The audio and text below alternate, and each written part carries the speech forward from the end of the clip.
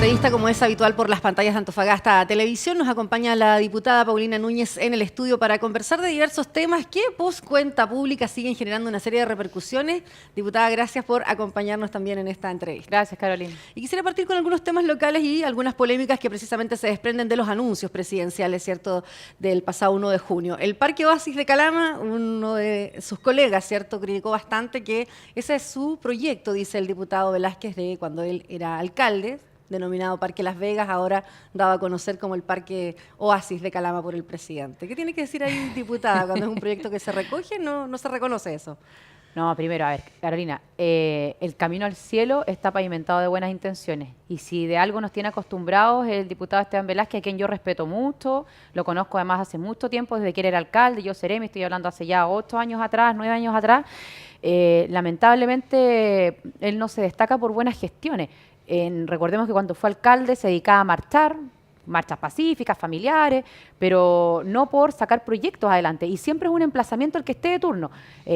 Más recursos, pero cuando uno ve con los proyectos que el municipio postula al FNR, donde hay recursos asegurados muy bajos, o por ejemplo emplazando a Coelco, pero Coelco también tiene fondos para poder apoyar a proyectos y también cero gestión. Entonces, en este caso es lo mismo. Yo creo que a lo mejor no sé si él alguna vez soñó que Calama tenía que tener más verde, un parque, pero o en hay alguna un proyecto, vez. de aquel entonces y la dirección de obras incluso. Claro, lo pero mantiene lo hasta que el yo día de digo, hoy. lo que yo digo, Carlos, es lo siguiente: sobre todo cuando uno es alcalde, uno puede comprometer proyectos, en su campaña incluso decir vamos a hacer tal parque, pero por ejemplo, convencer al presidente para que haga el parque, literalmente esa fue pega de 2 o 3 personas, donde me incluyo. Luego, convencer dentro del gobierno a un ministerio que ejecute y se haga cargo de ese parque. Después, reunirnos con la gente de Coelco. Yo misma me reuní con el presidente del directorio de Coelco para pedirles que nos apoyaran con el diseño, que no solamente son altos recursos, sino que además acortan los plazos, a diferencia que lo haga el aparataje público, el diseño. Y por supuesto, coordinar con el municipio. Entonces, cuando uno plantea un proyecto, por mucho que lo diseñe, sobre todo en tu propia casa, cuando eres alcalde y que lo diseñe la municipalidad, es muy distinto a poder concretarlo, ya sea porque convenzas al presidente, busques el ministerio, ¿Pero partió de busques cero el las plata. proyecto o se apoya en un proyecto No, antiguo? partió de cero. No, en Calama nosotros hemos partido todo de cero. René Schneider, por ejemplo, una emblemática barrio, población de Calama, donde habían 400 y tantas casas comprometidas y les habían dicho que estaba todo listo y que poco menos que faltaba solamente poner la primera piedra. Bueno, nosotros llegamos y no había nada listo. Y eso es cuestión de preguntárselo al mismo Seremi del MIMBU o al director del Servi, al propio alcalde, al ministro de Bienes Nacionales, porque el primer escollo que había que resolver era el traspaso de los terrenos, porque esos con terrenos Bienes Nacionales, el traspaso de los terrenos al mismo que estaba detenido hace un par de años. Entonces, yo he dicho, mire, yo puedo decir, no sé, que se me ocurra una idea, ¿cierto? Y un poco dar esa autoría intelectual a la idea. Pero en política uno no avanza con ideas, ¿no? En política uno avanza con gestión y con conseguir y convencer a las distintas autoridades que toman las decisiones. Y yo creo que ese es nuestro gran valor agregado. Diputada, en ese convencer fue lo único que se pudo convencer como anuncio para Antofagasta, porque la gran crítica de la oposición es que en la última cuenta pública lo único que se anuncia en concreto es el parque para Calama y no hay muchos más anuncios para la región. No, porque en el caso de la cuenta pública hay una cuenta pública que es escrita, que es de hecho la que a ti te pasan cuando tú vas ingresando al Congreso. No es que esté oculta ni mucho menos, sino que uno se va dando cuenta que el presidente se va saltando párrafos porque le pone más énfasis a algunas, que es una cuestión televisada de 2 horas, pero también yo sentada ahí, por supuesto, y esto no quiero defender lo indefendible, por supuesto que cuando uno escucha Calama se pone contenta, cuando escucha Antofagasta también en otra intervención también te pones contenta, pero empiezas a recordar, bueno, pero ¿y qué más? Y en realidad yo lo que sí siento es que faltó una bajada de los anuncios nacionales. Por ejemplo, el poder modernizar el transporte público a través de estos buses de electromovilidad. Uno podría haber dicho, bueno, podría haber nombrado Antofagasta como plan piloto, porque de hecho hace un par de semanas, ¿cierto?, recibimos el primer bus, está comprometido para Calama también, terminado ese plan piloto, van a venir los recursos, y obviamente anduvo bien y no produjo al final del día un desorden en la ciudad, para que lleguen esos buses. Pero nombra el puro plan nacional, digamos, el título. O, por ejemplo, el Plan Norte. El Plan Norte en materia de lo mismo, de vivienda y ordenamiento territorial, pero dentro del Plan Norte no nombra que vamos casi al doble en materia de recursos, no para entregar subsidios, sino que construyendo viviendas emblemáticas en Taltal, que hace más de 12 años que no se construían, o en Mejillones también, y además con barrios integrados. En La Chimba, de esto ya se están construyendo 400 y vienen 400 más.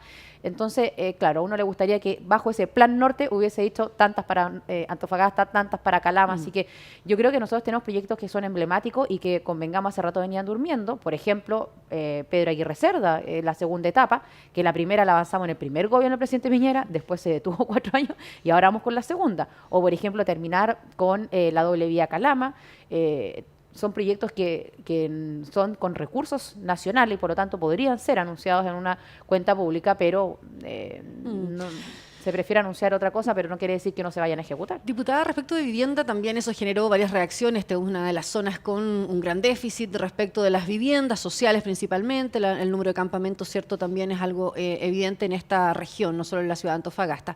Y aquí esta fusión, de alguna manera, unir estos dos ministerios para crear un nuevo ministerio genera bastantes interrogantes, y también las distintas mesas y coordinadoras que hoy día vienen proponiendo temas buscan también instancias de participación en estos cambios. Incluso por estos días la mesa proponía al propio intendente de la región tener una participación más vinculante en los procesos y en lo que de aquí en adelante se haga en esta ciudad principalmente. Ellos trabajan en esta zona y ha estado bien polémico además las últimas semanas, con algunos dichos incluso del padre de Felipe Berríos respecto de campamentos.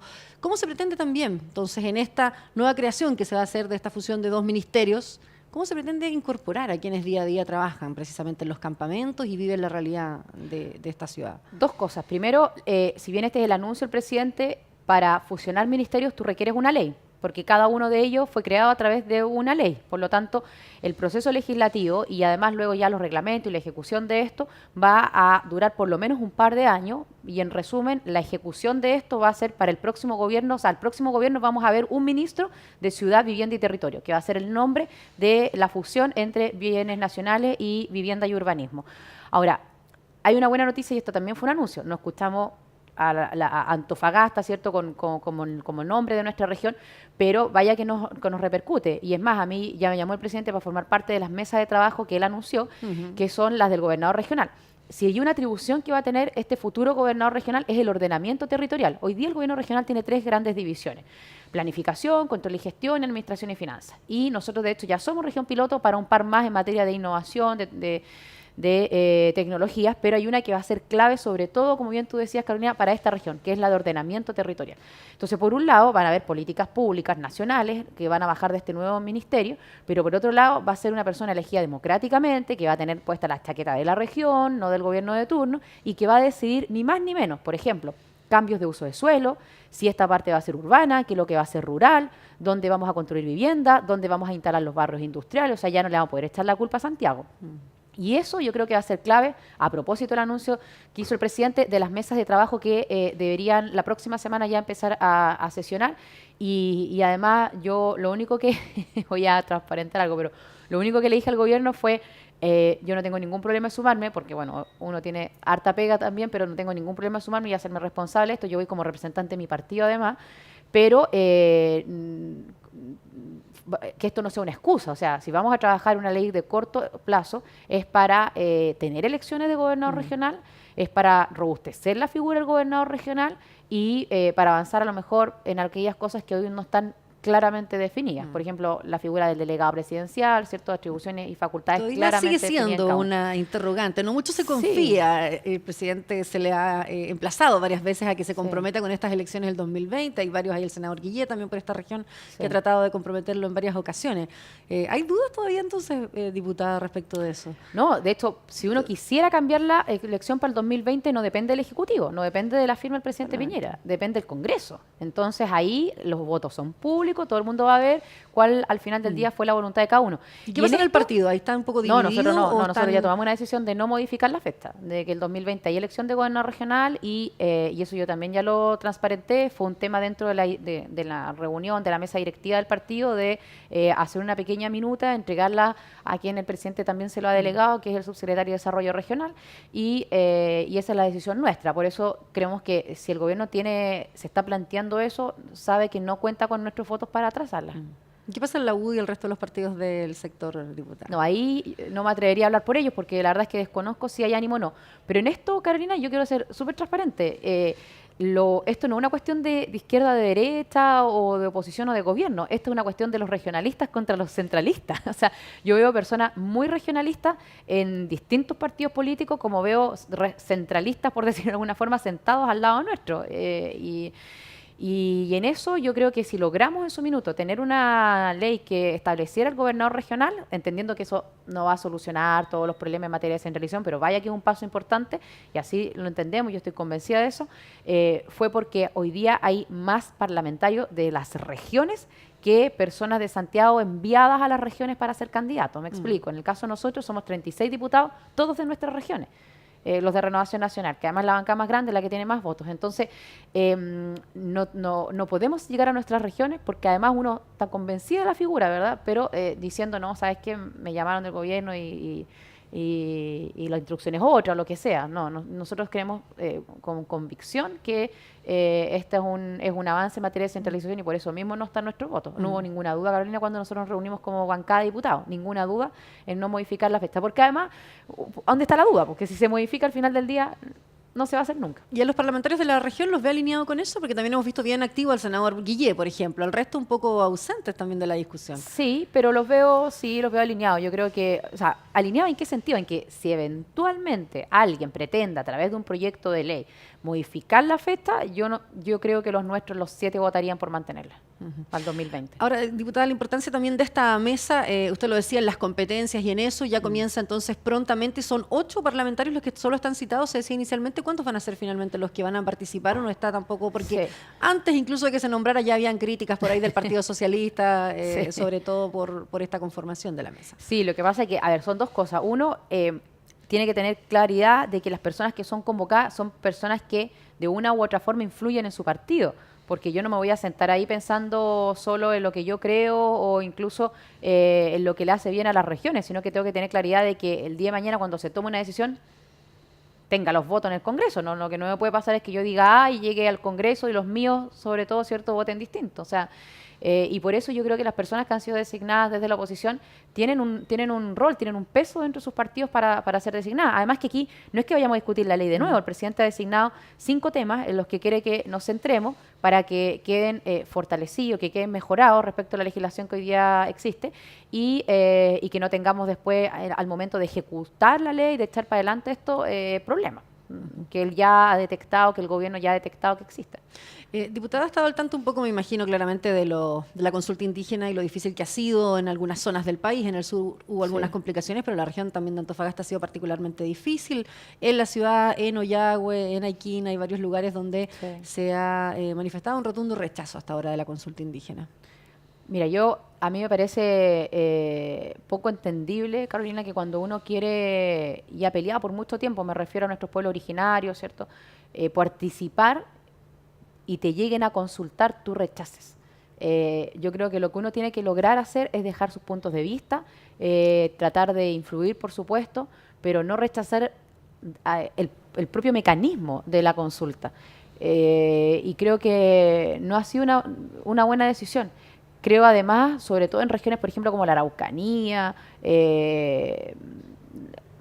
o Valdivia, veía el otro día también, en los ríos, que la han terminado politizando al punto de querer negarlo porque el gobierno lo está impulsando. Y eso no es bueno al final del día para los verdaderos dirigentes o representantes de nuestros pueblos originarios que sí quieren avanzar y quieren conversar con el gobierno.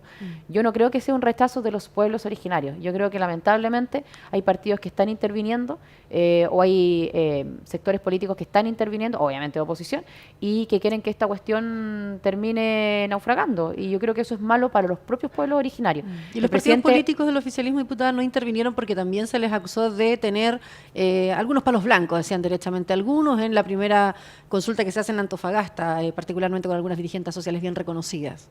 Sí, no, yo creo que dirigentes sociales que no pertenezcan a los pueblos originarios no tienen por qué estar presentes en las reuniones, así a seca. Y creo que incluso, ahora, lo que pasa es que si llegan voluntariamente tampoco uno puede cerrar la puerta. Y la verdad es que al menos esa es la información que yo tengo. Y después hay que tener ojo que para una futura reunión dentro de esta consulta, obviamente, que también sea a través de los dirigentes de los pueblos originarios. Lo que pasa es que ellos también llegan con sus asesores. Y ahí es donde uno se da cuenta que no hay un objetivo detrás con las demandas legítimas que tengan los propios pueblos originarios. Entonces al final del día uno dice, bueno, ¿a quién le cierro la puerta? ¿A los de acá nomás o a los de allá también?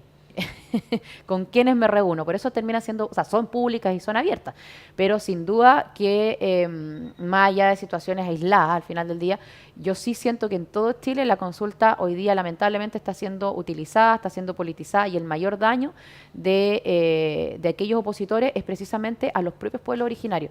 El presidente anunció, de hecho en su cuenta pública, a propósito de lo que estamos hablando, el ministerio, ni más ni menos.